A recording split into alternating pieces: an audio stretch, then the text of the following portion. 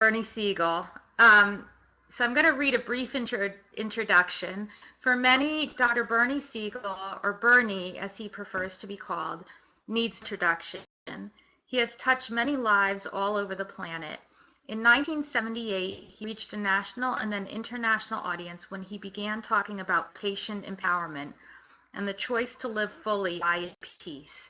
As a physician who has cared for and counseled innumerable people whose mortality has been threatened by illness, Bernie embraces a philosophy of living and dying that stands at the forefront of the medical ethics and spiritual issues our society grapples with today. In May 2011, Bernie was honored by the Watkins Review of London, England, as one of the top 20 spiritually influential living people on the planet. He continues to break new ground in the field of healing, supporting changes in medical education to humanize medical practice. Bernie was born in Brooklyn, New York, and attended Colgate University and Cornell University Medical College. He graduated with honors and holds memberships in 2 Scholastic Honor Societies, Phi Beta Kappa and Alpha Omega Alpha. He trained to become a surgeon at New Haven Hospital, West Haven Veterans Hospital, and the Children's Hospital of Pittsburgh.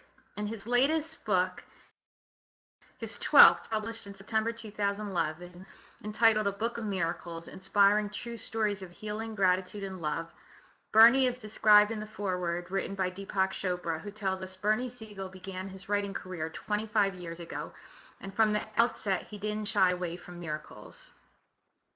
The title of his first book, Love, Medicine, Miracles, flaunted his disagreement with mainstream medicine.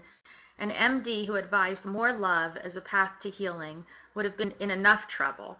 Opening the possibility of miracles was grounds for dismissal. In his new book, Bernie reaffirms his original beliefs, and with a lifetime's wisdom and experience, he trusts in miracles more than ever. One other thing two other things that I'll add actually are, well, Bernie, thank you so much for being here, first of all. Welcome. This event is intended to constitute or replace medical advice, and appropriate medical advice should always be sought by your own medical professional. And second, in case you missed me saying this, if at any time you want to post a question, you could type it on screen. You'll see a little narrow, well, it's wide, but it's short, the strip to the left of the send button. So you type in there and you hit send, and we'll see it, and we'll be able to pose it to Bernie. And again, if you're on the phone, you could hit *6 to unmute, and then *6 again to mute. But if you do that, just please make sure there's not a lot of background noise. So, Bernie, I wanted to welcome you, and maybe we could start with miracles and why you chose that as your newest book and your feeling about miracles. Well, I was just thinking while you were talking, I have a lot of calendars, with daily messages.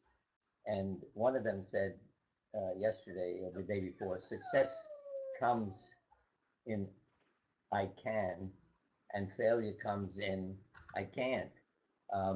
And, and I think that's a big part of what I've gotten into, that when you think of your potential, what I can do, versus what is unlikely, or I'll fail if I don't get it right. And what I've learned, and why the Book of Miracles, they cover all kinds of subjects. I mean, it's not just about getting over an illness, but it's what Elizabeth Kubler-Ross used to say to me all the time, Bernie, there are no coincidences. And it's how do you make these things happen in your life? And my sense, again, is they're age-old messages. The Bible says, I place before you life and death, good and evil. Choose life. Now, the interpretation of that I read said, if you choose life, you're choosing something that's good for everyone, not just for yourself, what's good. And I found that when people chose life, then some wonderful things happened in their lives, that you could say, well, that's lucky or whatever, but they wouldn't have been in the right place at the right moment. I mean, if I may, 3 little stories that are just very simple. One was this young lady, a child, moves with her parents to Germany. She reads that Santa Claus puts things in your shoes on Christmas Eve. So she puts her shoes out in the hallway of this, building they're living in. Parents don't know a thing about it. She tells them the next morning, it's Christmas, oh, I'm going to go and see what Santa left. And they're thinking, oh, the poor kid is going to break her heart. Well, they open the door and the shoes are filled with candy. And the parents Aw. are like, oh my God, what? They found out later that the superintendent of the building was walking out in the morning, saw the shoes, and went and filled them. Say, another, you get discharged in the armed forces, you want to drive from the West Coast to the East Coast and make it a vacation, on the way home, stopping, seeing all kinds of interesting places. And what do they find happening? Every time their car comes to a hill, it slows down and it barely makes the hill. And so they're holding up traffic. And they decide, you see, this is what it me. They decide not to say, well, that's tough on other people. We want to go enjoy ourselves. They decide to drive at night and sleep during the day so they don't hold up traffic. They drive through Nevada in the middle of the night and they come to a hill. They notice a car behind them, so they pull over. The other car pulls over and stops. And they get nervous. They're in the middle of nowhere and this guy's stopping. He comes over and he says, you are driving a Pontiac Le Mans. I am one of the original designers. I know what's wrong with your car. And in 5 minutes, he actually plugs a hose that was sucking the gas. And they have a wonderful trip home. Now you'd say, how the hell did that happen? In the middle of the night in Nevada. And the other was some couple on vacation. I think it was in the Midwest, like Yellowstone Park. And they were out of their room and they notice a German couple that comes in the next room, so they get to know them.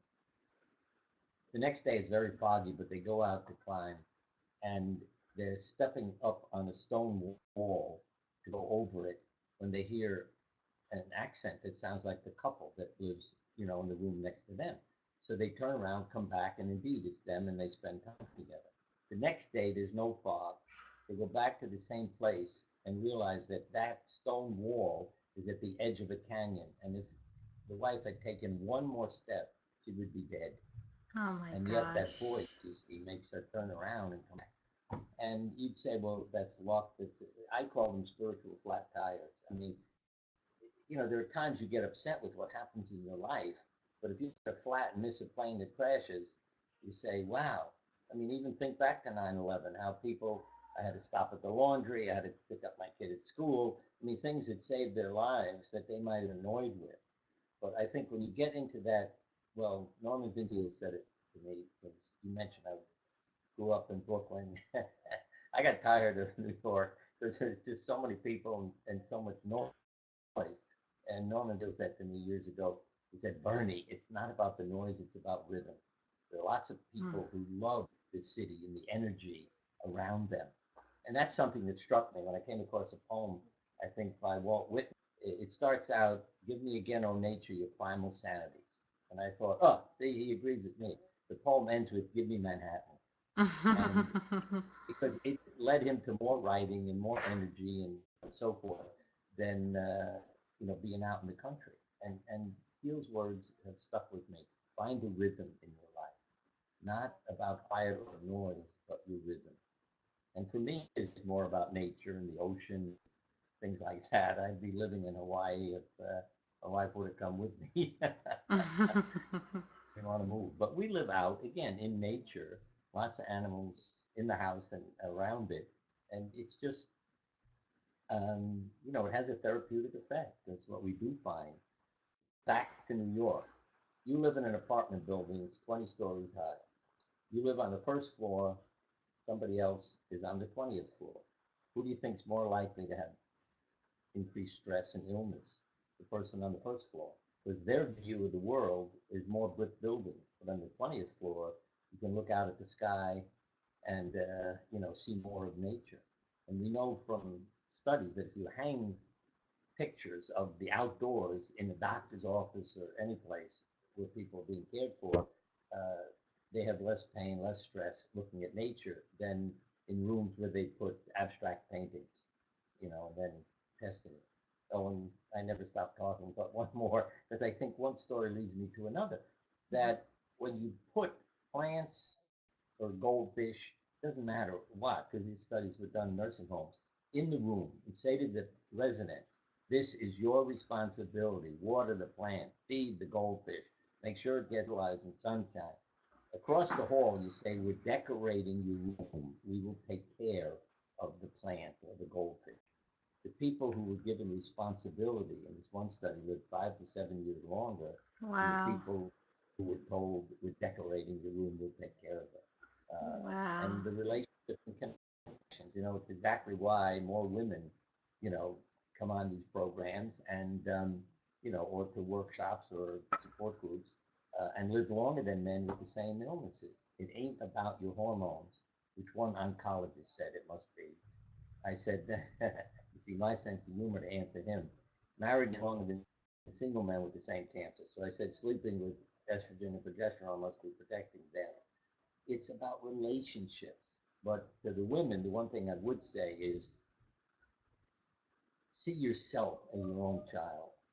So it isn't, I'm and the mother, because when the kids leave home, what happens to you then? I've watched women die.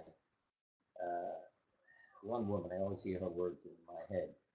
I have 9 kids. I can't die till they're all married and out of the house. Guess when she died?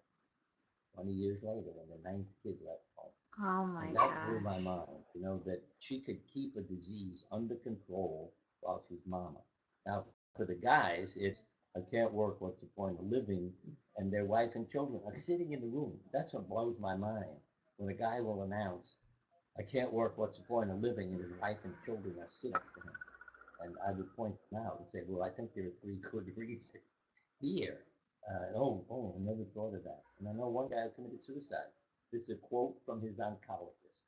You can't work, sail your boat, or play tennis anymore. The wife called me to say, he was improving, doing better. The doctor said that to him. He went home, put a gun to his head, ended his life. That's sick, as far as I'm concerned. I mean, if the doctor said to me, you can't work anymore, I'd say, write it on the prescription pad. It goes on the refrigerator, so my wife will leave me alone. But there's more to life than doing. We're human beings. We're not human doings. And let me summarize with this: love life and love your body. That's if I had to summarize all that I've learned the last 30 years.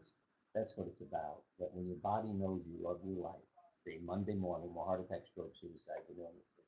But if you love your life and your relationships and there's meaning in it, your body does every damn thing it can to keep you going. You get tired, okay, you let your body know. Um, you mentioned animals and pets and that you have a lot. So could you talk about your animals and the role that pets have in our Yeah, lives? let me let me be, in a sense, clinical, because this I got a kick out of. A doctor in Australia looked up people a year after their heart attack. He noted if they were in a house with a dog, 6% had died in 12 months. If there was no dog in the house, 24% died. And his sense of humor sounds like mine. He said, if everybody in Australia had a dog, we'd save $145 million a year in medical care. But Mhm. you see, what happens again is, yes, there's a relationship. But also, when you pet furry creatures, your oxytocin and serotonin levels go up. So you bond with people. I mean, I get such a kick, I walk our dogs. I mean, all the women talk to me, and it worries my life. But if you're walking without a dog, no, you don't get that same reaction. They don't look at you and say you're cute, but they look at the dog and say, "Oh, how cute! What are their names?" You see. Again, it helps with the connection. It helps with meaning. It also gives you more exercise. The people who had a dog walk more than people who were in a walking club, because the walking club would say, "Oh, it's raining out. Let's skip it today." But the dogs need to go out. I was just saying, I know you're in Jersey, but we just had some lightning here that was scary. And I just went out to put out some birdseed, and boy, it was from the house. But again, they have to get out. So we'll get out in the rain, and I'll get my exercise as well as theirs. And so the pets again become meaningful. I always say the pets and children are our greatest teachers. They don't worry about tomorrow. or what will happen next year, or what do the doctors say. They want to have a nice day. And I say again, add to the loving yourself and your body and your life, add have a nice day. Just work at today. One more quote from one of our kids many years ago. Uh, he he had a bone tumor. Um, he was the one who, first of all, who said to me the intuitive wisdom. He said, "I need an X-ray. My leg hurts." I said, "You probably bumped it on something. Take a bath, a hot bath. You get an X-ray, you have a tumor." Oh my And gosh. the odds are that it's malignant. I mean, from the appearance.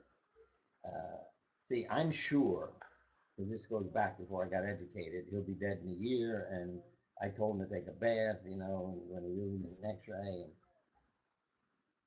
when I shared with the family what the X-ray had showed, and basically said to all of them in a nice way, be depressed. Father's going to be dead in a year, so act accordingly.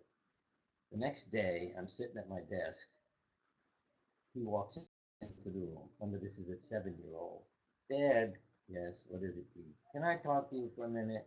Yes, what is it? You're handling this poorly. That's from a 7-year-old. And he then went on to explain to me that they're trying to have a day, and I'm telling them to sit in their room and be depressed. And he taught me a lot, and very fortunately had a rare benign tumor. But I learned a lot in the week waiting for the surgery.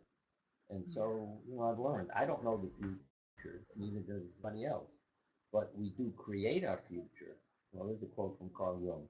The future is unconsciously prepared long in advance, therefore can be guessed by clairvoyance. See? So when you go to a mystic and they tell you what's going to happen, or you do a drawing for me, or tell me about your dream, you know the future, and it's through the images that the unconscious speaks. So that has impressed the hell out of me. Um, because years ago, when I did a drawing for Elizabeth Kubler-Ross, she started asking me questions about my life, and I thought, how the hell did she know? All I did was draw this outdoor scene I saw in the meditation. But just so you understand, like one question, Bernie, what are you covering up? I said, what are you talking about? She said, you put snow on the mountain. I said, yeah, it's a mountain with snow. She said, Bernie, the picture is white. You took a white crayon and added a layer. So what are you covering up? And it was all my emotions and feelings as a doctor that I had no idea what to do with, because, your medical training isn't about how to deal with loss and cope with patients, illnesses that you can't cure, and on and on. And that's another, the expressive therapies, art therapy, music, um, even crafts. We just had someone on talking about crafts.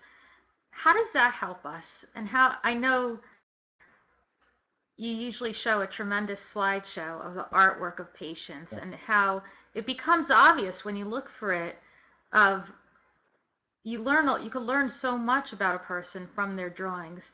So how does art and music and expressive therapies tie into health, and how have you used them? Well, several ways can be in a diagnostic. If people see, kids don't have a problem, but adults will bring you a picture, and it says at the bottom, I had my 10-year-old son Bobby do this because I'm not good at drawing.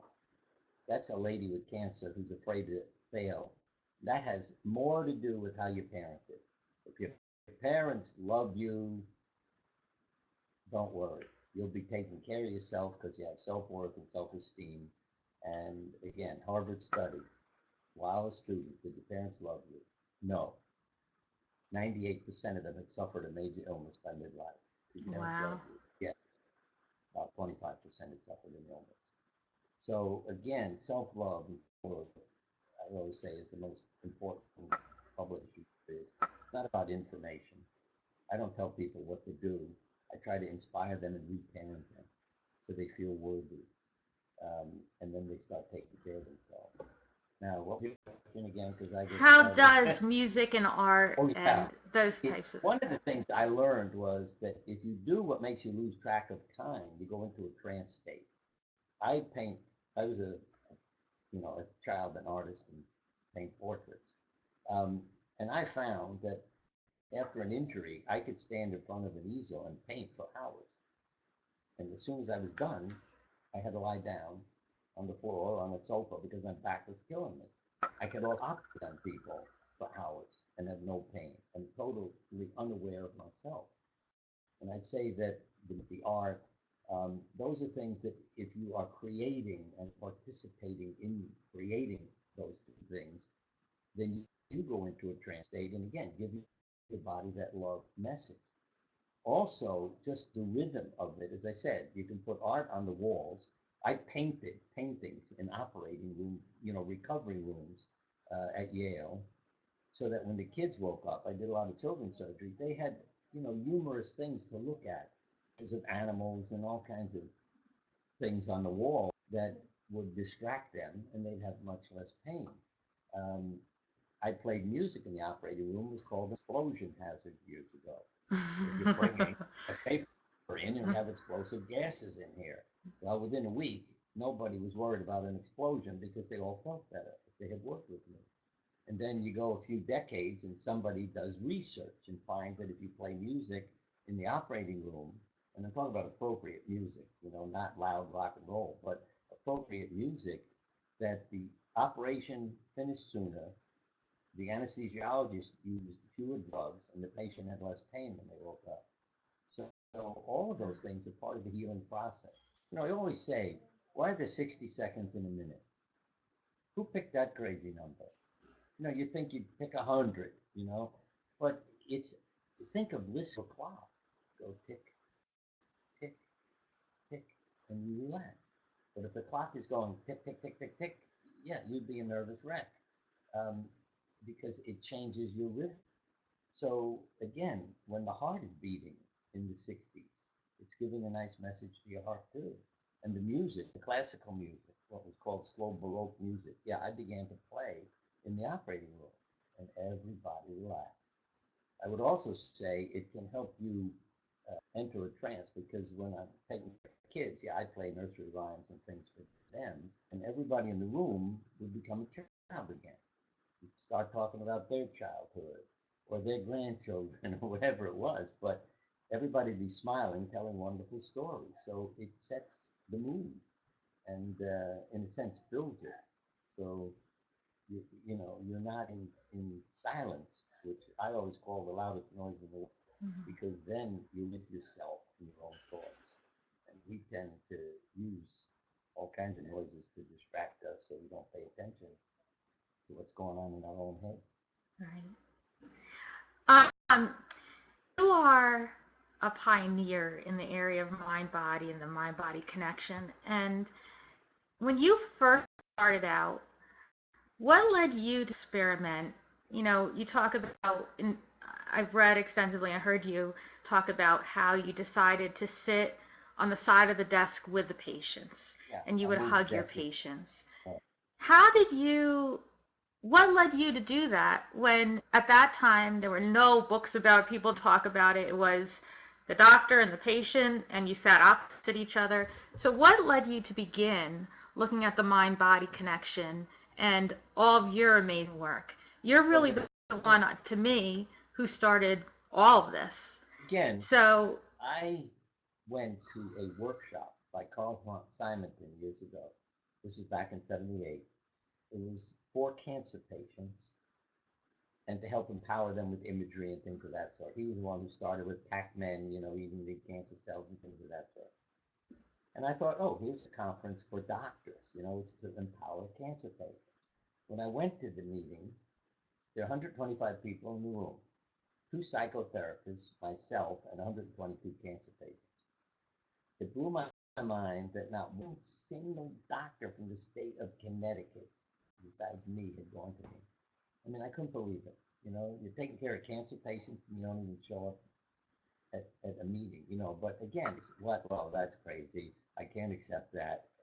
You know, it's our inadequate, we don't get a medical education. We got medical information, see, about the disease. But what changed my life, literally, was my response to this statement by one of my patients who is now sitting next to me. You're a nice guy. I feel better when I'm in the office with you, but I can't take you home with me. So I need to know how to live between offices. See, that was the beginning of my education.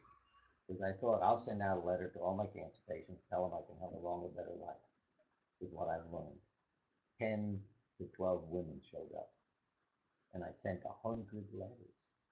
And it didn't say you can't bring your friends and relatives. I was a total Wow. wreck, thinking 200 or 300 people would show up. But I learned from those women, and I'm still running support groups, 30 years later, because again, it's potential. I love a quote from Ernest Holmes. What if Jesus was the only normal person who ever lived? Now, he had to be smiling when he wrote that, and I was smiling when I read it. But it's to let people know we don't know the future. You're not a statistic. So, like one of the things I think from the listeners, the importance of the patient's emotions. Um, and yes, your emotions create the chemistry. Um, and they are one unit, so that I don't see them as separate. Even Jung said psyche and soma are different aspects of the same thing. You see, we are one entity. Our emotions affect our body. Listen to the power of it. A radiation therapy machine is repaired and they forget to put the radioactive material in. How long do you think it takes a radiation therapist to realize he's not treating anybody? You'd say, well, in a week or two, he must know because nobody's reacting. No, he didn't know it for a month.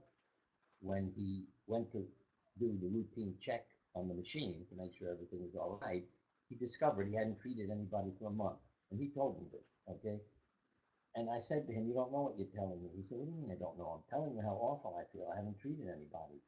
I said, you have to be an idiot to not realize you aren't treating anybody. So obviously your patients had tumor shrinking and side effects of treatments because they thought they were receiving it. That's how powerful the mind is. And I called it deceiving people into health. Do I have a problem lying to somebody? Good for them? No. It's like a hypnotic message. Again, how did I learn this? Say to a kid in the emergency room, you will go to sleep when you enter the operating room. I'm thinking of anesthesia so that they won't worry about being in pain. Kids fell asleep on the gurney we wheeled them in there. That Wow. blew my mind. Kids fell asleep. Wow. And then they get mad at me for moving them on the operating table. You told me I'd sleep. I sleep on my stomach. Why are you turning me over? I mean, they took it so literally, it blew my mind. So that's when I started, especially with all the patients, suggesting good things to them. Think of the commercials on television. All right, you're told this pill can say, help your headache, but it will sterilize you, kill your liver.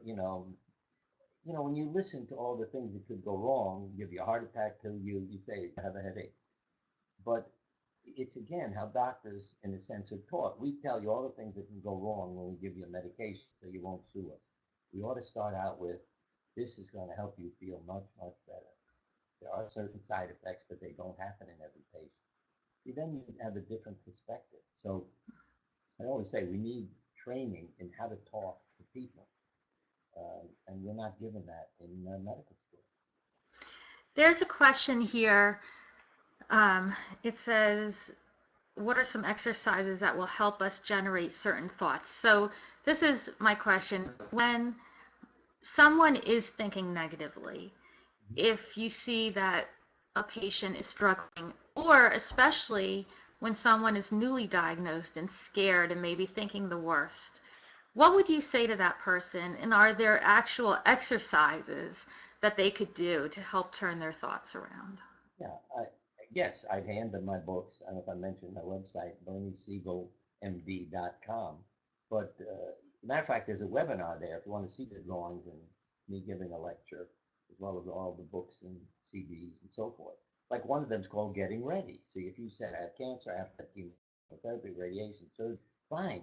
Picture yourself going, having it be completely successful, and then going home again, having a big meal, everything feeling fine. And when you look at the drawings people do, I mean, you get a horrible drawing. You say, maybe you shouldn't have an operation. No, no, I want to have it. All right. Then picture yourself having a successful surgery 4 or 5 times a day. A week later, she drew a gorgeous picture. I mean, God, doctors, because the first picture, she's in a black box on a table all by herself. See? The last picture, there's family, friends, doctors, God, everybody, in this beautiful room with her. She's got the team now, and she's going to do very differently. So, you can reprogram yourself. And as I say, to remember you're not a statistic. somebody said 10% of people survive this disease, okay, then I got a chance. See, doctors don't teach you what the 10% is, though. Hmm. You do well, and you go to your doctor. What does your doctor say to you? You're doing very well. Whatever you're doing, keep it up. That's a dumb response. You should say, you're doing very well. What the hell are you doing? Tell me. Check this. I'd like to pass this on to others. And there's somebody in our support group I've known for over 30 years. She's also had autoimmune disease, supposed to be dead. But she's outlived her doctor now. Oh my And this gosh. is one of her, I have letters from her from 20 years ago, but this one I always remember. Because she had parents who committed suicide, were abusive, alcoholic. When I asked her to bring me a baby picture of herself, she said, I don't even have one. Um, Mm. but anyway, she said, I had no control over the parents that raised me. But when I let love into my prison, it touched every negative item in it, meaning the experiences in my life, and changed them into something meaningful. Okay? She found faith. And Nietzsche, Joseph Campbell, love your fate. And when you're going through hell, ask, what am I to learn from this? See, then the darkness, because that's something I hold up when I lecture, a piece of paper with a black spot on it. And I say, what am I holding in my hand? And if you're near New York, most of the people yell a black spot. You get out in the country, you're holding a piece of paper with a spot on it. Right, that's the right answer. But if you only focus on the darkness in your life, you're in big trouble. And country western is classic, is my favorite. Here's one line from it. I'm a piece of coal, but I could be a diamond someday. See, under pressure, charcoal becomes a diamond. And that's why if you use the dis-ease to be a teacher, you don't get depressed about being depressed. You say, I'm hungry. I got to get some food. I don't like how I'm feeling. I have to nourish my life. So always think about what nourishment do I need. And survivors ask for help. And one other line from country western is, let your heart make up your mind. That was in a song. That's what I try to get people to do too. See, then you're paying attention to how do I feel about this. And you don't let others eliminate your life by imposing a life on you. See, that's what my mother and father wanted me to be. So, yeah, so you get cancer, then you quit that job and start doing what you want to do, and then you don't die when you're supposed to. But if you start living your life rather than letting it be a life imposed on you, you'll live a longer, healthier life.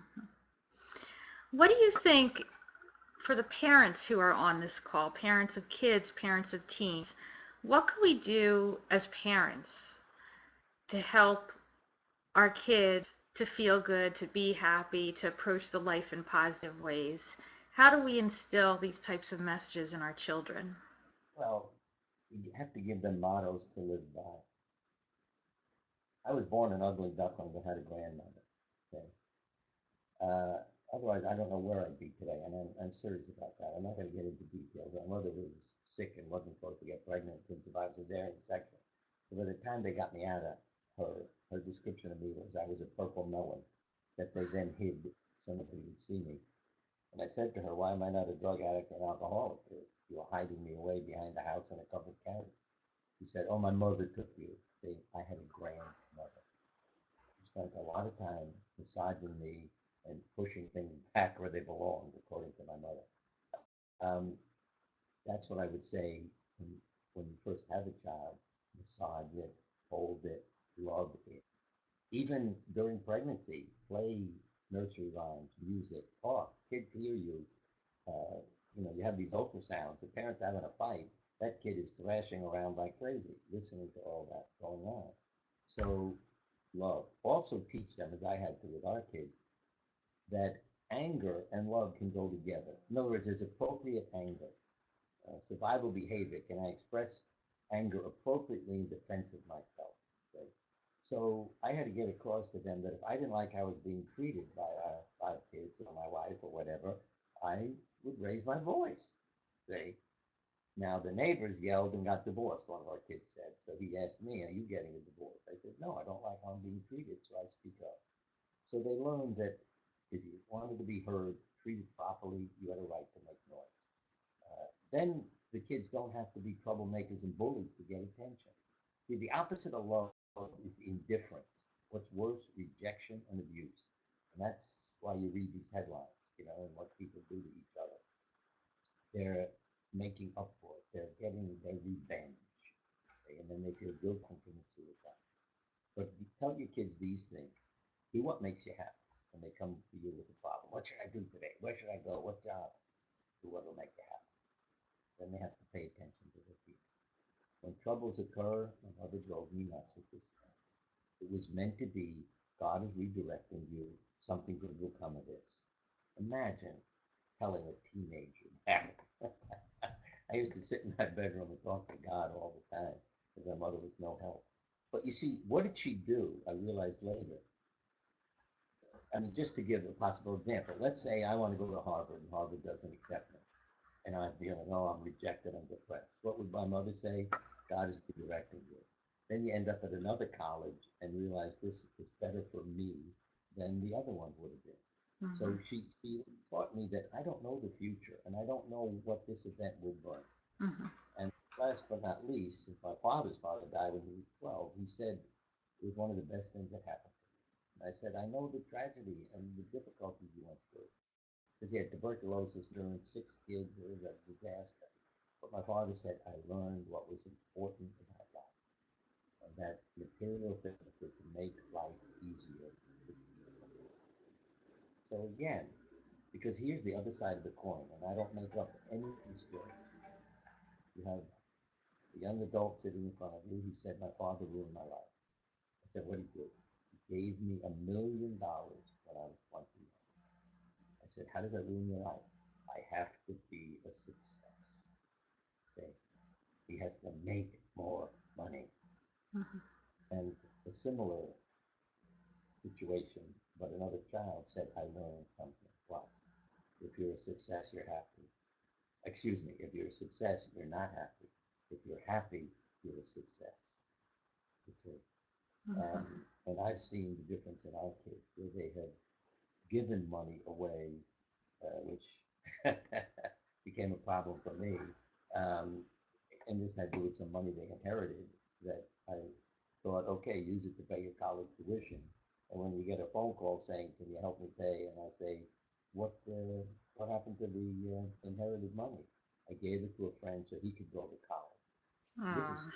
something out of the future, and so he can go back and help make his country a better place. Now, I always laugh because everybody says what a wonderful kid. I said you didn't have to pay his tuition, but what a difference when I think about it. He ruined my life with $1 million, and here's one of our children trying to make it a better world with Mhm. some money. And I'd say those are the messages, mottos to live by. Because I hear people who say, "You didn't ask me what mottos I'm dying by. You're a failure. You embarrass us. These are quotes. I'm only dressing you in dark clothes so nobody will notice." My mother's words were eating away at me and maybe gave me cancer. That's when she reclaimed her life. I went out and bought bright colors and learned to laugh and a whole host of things. And I may mention cancer patients who laugh live longer for no reason. Laugh 4 or 5 times a day versus the control group. The ones who laugh for no reason live longer. So when you're feeling down, laugh for no reason. You'll feel the change in you. Mm. There's several questions that people typed in that I'm going to just read to you. Um, One is from Matthew. I've heard cats give you less anxiety. Why is that? How is it that some animals affect us in different ways? Is there a proven connection? I, I mean, our cats don't give me anxiety, so I can't answer. I have never had Oh, give you less anxiety. Cats give you less less. anxiety. Yeah, Yeah. I'd say the chemistry. I'm sorry, the chemistry, as I mentioned before, the oxytocin and serotonin. Those are the bonding hormones that rise after a woman gives birth, so she'll bond with her child. But if you have these furry creatures around your house, you feel more comfortable with them. They're not judging you; they're loving you. Yes, they have their independence, but again, it's the connection. And so when other people also come into the room, they're more likely to refer to the animals, feel relaxed, not be judging you and staring at you and how you look.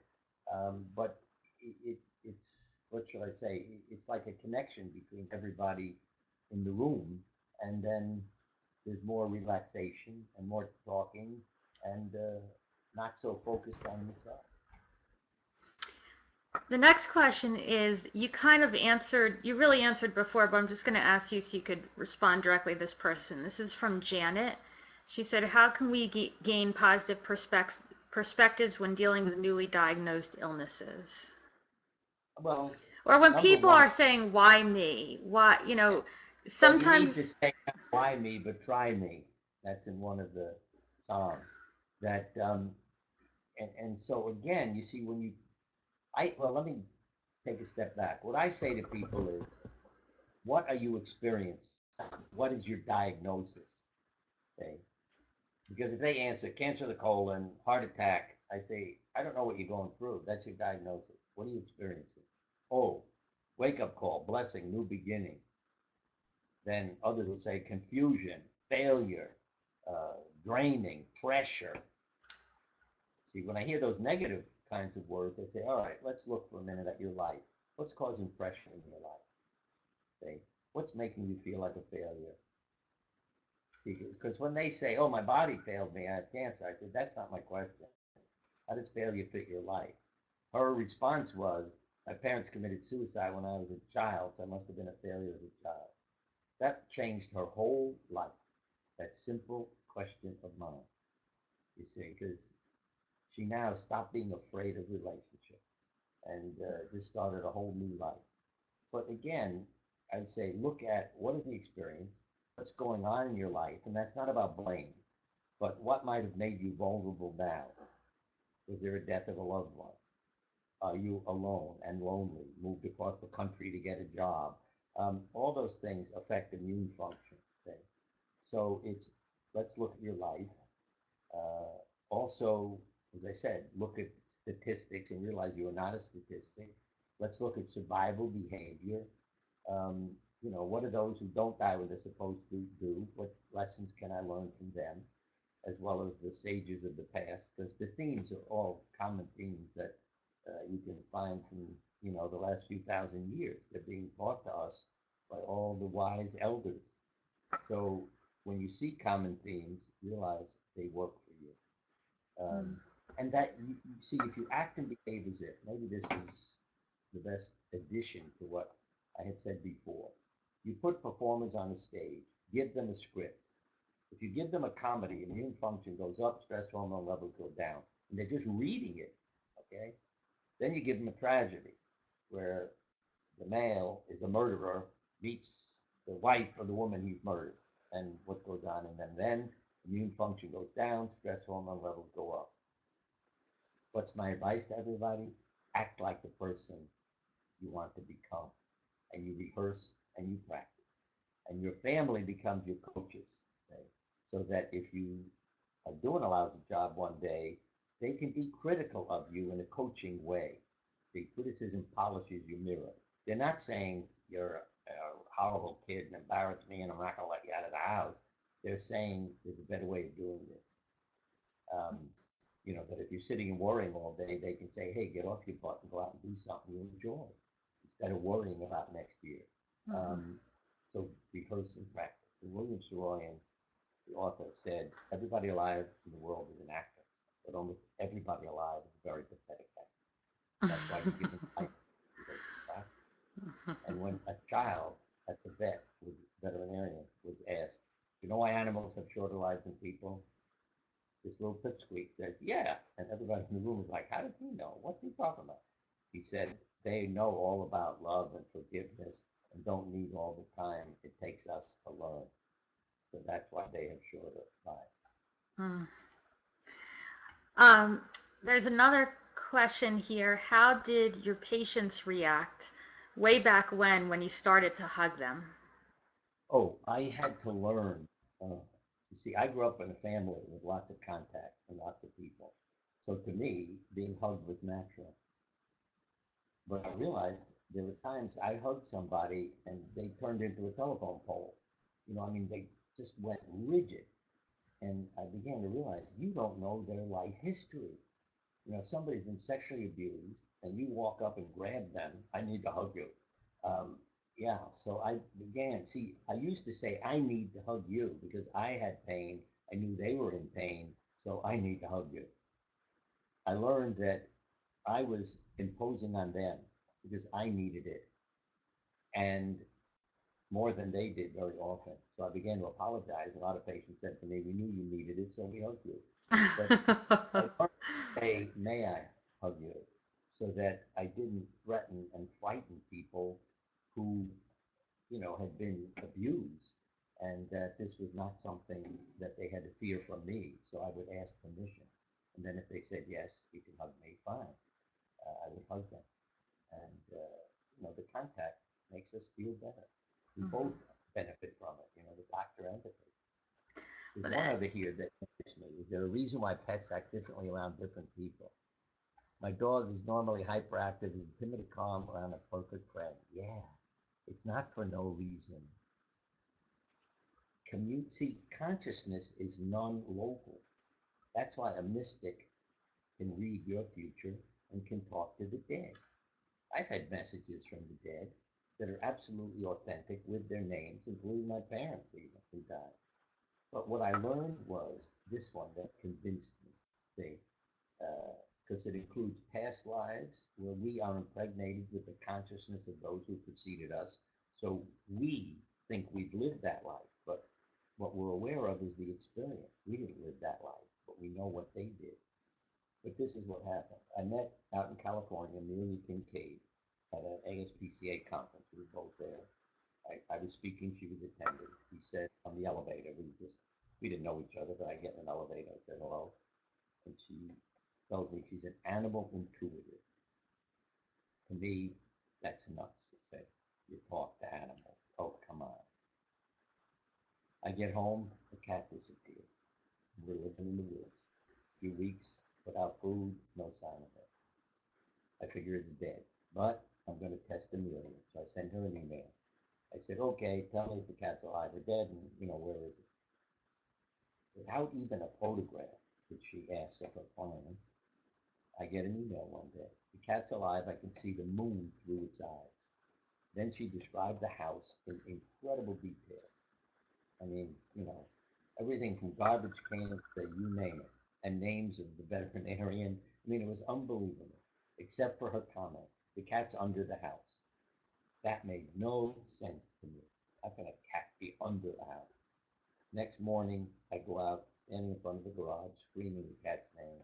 All the other dogs and cats are looking at me like I'm out of my bloody mind, you know, but I'm not going to stop yelling this cat's name. And after about 5 minutes, I hear a meow from under a stairway that comes down over the hill from the house. And the sides go all the way down to the ground. And this cat is protecting herself under there. I got a Oh lot of my sympathy. gosh. But, and see, what is the key that Amelia taught me, Bernie? You have to quiet your mind, then you get into the animal's mind. So when you're out there screaming your cat's name, no, it doesn't work. And I mean, I could tell you plenty of more stories that I've learned how to talk to our cats and dogs, or even a quick one. Okay, we had a house rabbit named Smud. I wrote a book about Smud because again, we trapped her out in the woods and somebody released her, and were able to get her into a have-a-heart trap and then bring her in the house. And she became a house bunny, a house pet. In the morning, she'd run out through the pet door, but in the afternoon, she'd never come in, and I would worry about it. Oh, we have a fenced yard. I don't mean she's running loose, but I would go out to get her, and she'd run around for 10, 15 minutes, drive me out of my mind, wasting time. So one evening, once I learned from Amelia, I just went out in the yard and quietly stood there saying, why are you doing this? I need to bring you in the house. And the rabbit says to me, you don't treat the cats this way. I thought, yeah. I mean, I know I didn't make up that answer. So I said, what are you talking about? I don't treat the cats. You don't make the cats come in. I said, I am not worried about them. They can handle themselves. They can, move quickly, be more aggressive if they needed to. You are a rabbit. I'm worried about you. Oh, okay. From that night on, I never had a problem going out and getting her. I mean, once in a while, I'd see in her eyes, I'll tease him, for a minute. But I knew she was thinking, I'll play games with him. And I'd pick her up and bring her in the house.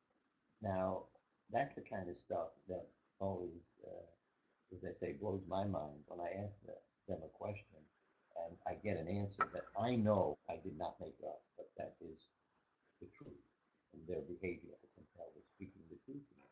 So when a person comes into the room, who loves animals, yeah, that, you know, your pets can quiet down saying, oh, here's somebody who loves me. And I'd say, keep doing that with your dog. Go into the room, quiet your mind, and send out in words. You can talk in words. Say, I love you. I want you to be calm. We're not going to do anything. If this is a rescued animal, that's why. With some that I've had one jump out of the car and run away when I stopped for gas. And I had to ask him, why did you do that? Turned out, he told me he belonged to an alcoholic who always left him locked in a car and abused him when the man went drinking instead of taking him for walks, which the wife had asked him to do. So he doesn't ever want to be in a car. And I can tell you, a few weeks after that, I left my car door open, the automatic sliding door on a minivan, accidentally while I put the keys in my pocket to go to Stop and Shop. I came back to the car. That dog who had jumped out of the car was sitting in an open car waiting for me. See? I knew he got the message. I may add, the other dog was in Stop and Shop looking for me. And I knew that. I said, where will he go? And he said, you're dead here. We have one final question. It says, I've been living with chronic fatigue syndrome, fibromyalgia, asthma for the last 10 years. I'm also a 9/11 survivor and have had to do work on the post-traumatic stress disorder and the physical illness. I live alone and have no family support. How do I accept where my life is? What can I do? Yeah, I, I, I mean, the last part I'd start with, you see, loneliness, as I said, this has been tested, affects the genes that control immune function. So, see, being alone isn't the issue. Being lonely is. I would say get a pet, um, get into some organization, club, find people to live with, but really to reconnect with people and find meaning in your life. It could be how you love. You can become a volunteer at the animal shelter, at the hospital, but to bring some meaning into your life. On the medical perspective, I'd love to look into, if you haven't, naturopathy, homeopathy, not just, a bunch of pills that doctors prescribe for diseases, but to look into more natural forms of healing. And as I said, look at the words you would use to describe your experience and anything else that fits. Like when you say, I have no support. Okay, find support. You got to reach out. You have to ask.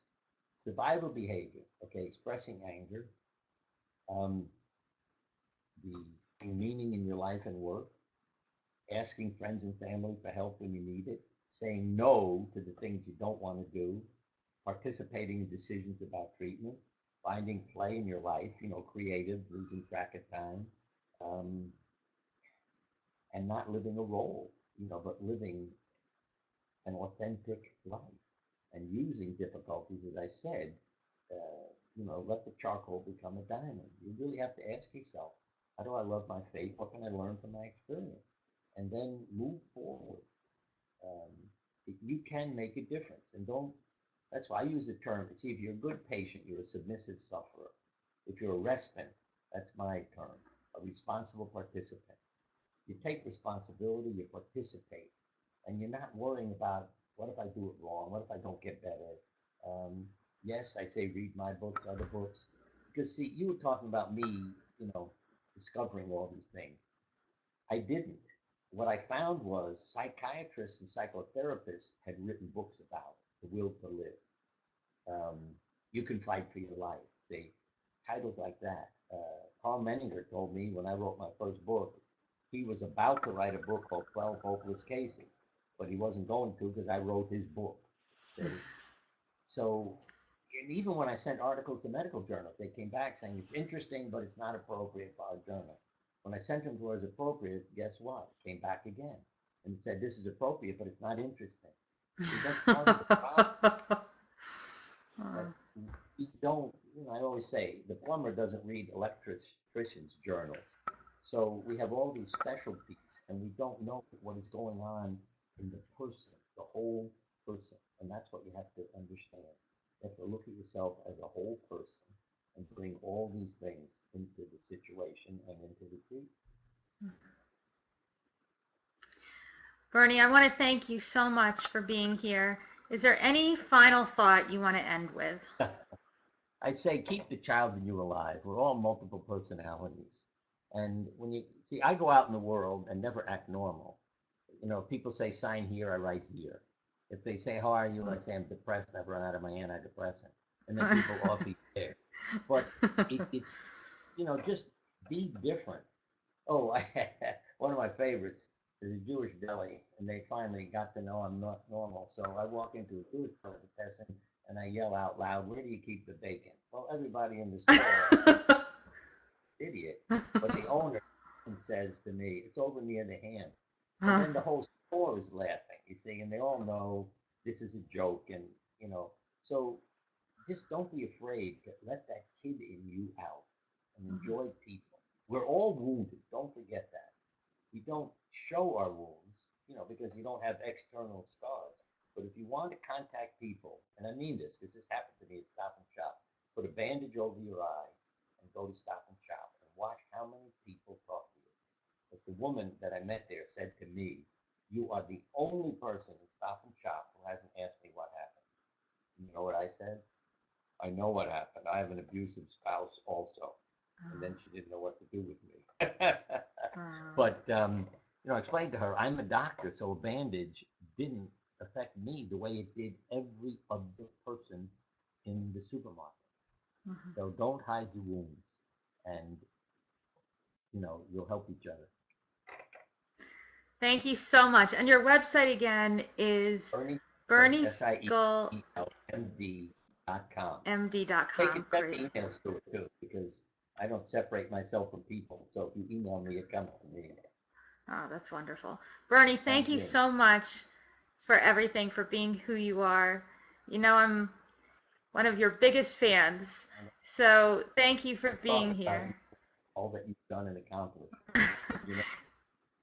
Well, can I give them one line from you? Sure. Because I asked you once, you had many famous people coming to Jersey to speak, well known.